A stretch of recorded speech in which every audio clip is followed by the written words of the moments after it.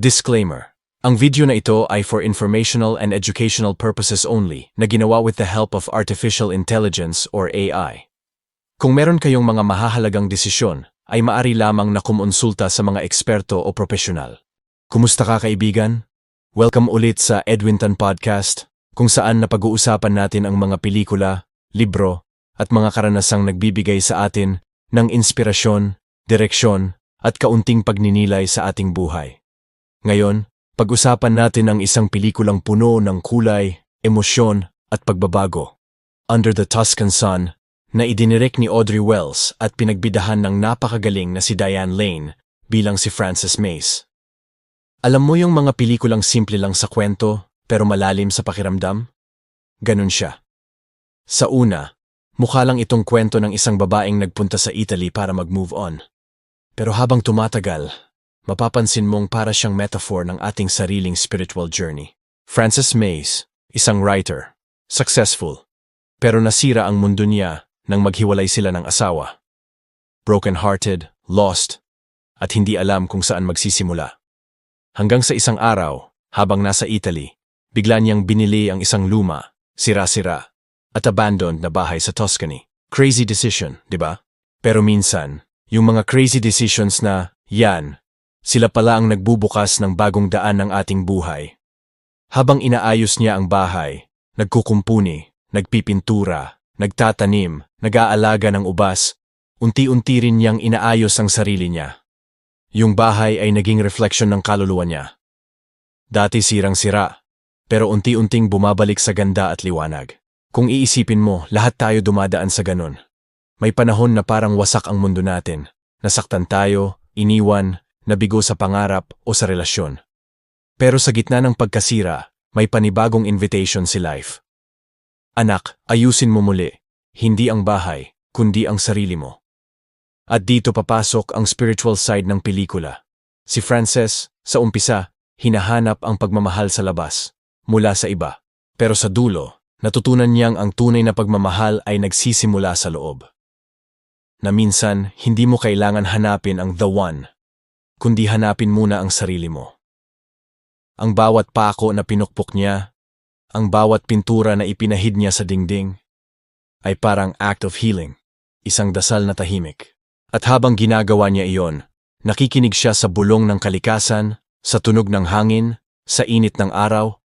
Lahat iyon ay parang pahiwatig ni God na nagsasabing, "Anak, I'm still here, and I'm making something new out of your brokenness." Alam mo, may eksena sa pelikula na tumatak sa akin. Yung sinabi ng kaibigan ni Frances sa kanya na, "When you set out to find love or happiness, sometimes you have to be willing to start over, even when you think everything is lost." Grabe, no? Parang sinasabi lang, huwag kang matakot magsimula ulit. Kasi ang bawat pagtatapos ay simula rin ng bago. Sa buhay natin, madalas gusto nating control-in ang mga bagay. Gusto natin planado, perfect, predictable. Pero gaya ni Frances, minsan kailangan nating sumuko sa kontrol.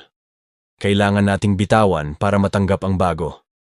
At sa spiritual sense, yan mismo ang ibig sabihin ng faith, ang magtiwala kahit hindi mo pa nakikita ang daan. Ang magtanim ng ubas sa lupa, kahit hindi ka pa sigurado kung tutubo. Ang magmahal muli, kahit minsan ka nang nasaktan. At habang nakikita natin si Frances na naglalakad sa mga taniman ng ubas, parang nakikita rin natin ang sarili natin. Naglalakad sa buhay, may sugat, pero patuloy pa ring umaasa. Ang Under the Tuscan Sun ay hindi lang pelikula tungkol sa pag-ibig. Ito ay pelikula tungkol sa rebirth, tungkol sa pagtanggap na minsan, kailangan muna nating masira para tayo ay muling mabuo. Minsan, kailangan muna nating mawalan ng lahat para mahanap ang pinakamahalagang bagay, ang ating sarili at ang Diyos sa loob natin. Kung iisipin mo, spiritual ang mensahe ng pelikula, na ang buhay ay parang seasons sa Tuscany. May tag-init ng saya, may tag-ulan ng luha, pero laging may susunod na tagsibol. Laging may panibagong simula. At minsan, ang mga taong makikilala mo sa panibagong yugto ng buhay, mga bagong kaibigan, mga di inaasahang sitwasyon, sila pala ang mga instrumento ng healing ni God.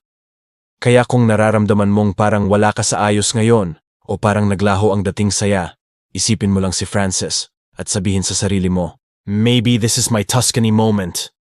My season of rebuilding, of healing, of finding myself again. So kaibigan, tanong ko sa iyo ngayon, saang parte ka ng Tuscany mo ngayon? Nasa simula ka pa lang ba? Yung gulong-gulo, hindi alam kung saan tutungo? O baka naman nasa kalagitnaan ka na? Unti-unti nang lumiliwanag, kahit may pagod pa rin. Ano man ang stage mo, tandaan mo ito. Hindi mo kailangang madaliin ang proseso. Kasi ang ganda ng Tuscany ay hindi nangyari magdamag. Unti-unti siyang binuo ng panahon, araw, ulan, at pag-asa. Ganon din ang buhay mo. Minsan, kailangan lang ng panahon, pananampalataya, at pagtitiwala para ang dati mong sirang bahay ay maging tahanan muli ng kaligayahan at kapayapaan. Maraming salamat kaibigan sa pakikinig sa episode na ito ng Edwin Tan Podcast. Kung nakarelate ka sa kwentong ito o may napulot kang inspirasyon, please don't forget to like, share, and subscribe sa ating YouTube, TikTok, Facebook, at Spotify. Hanapin lang ang Edwin Tan Podcast. At kung may mga kaibigan kang pinagdadaanan ngayon, baka ito na yung mensaheng kailangan nilang marinig. I-share mo sa kanila. Dahil baka sa simpleng kwentuhan, makahanap sila ng liwanag sa ilalim ng sarili nilang Tuscan sun. Hanggang sa susunod kaibigan, ingat, magtiwala at patuloy kang magmahal.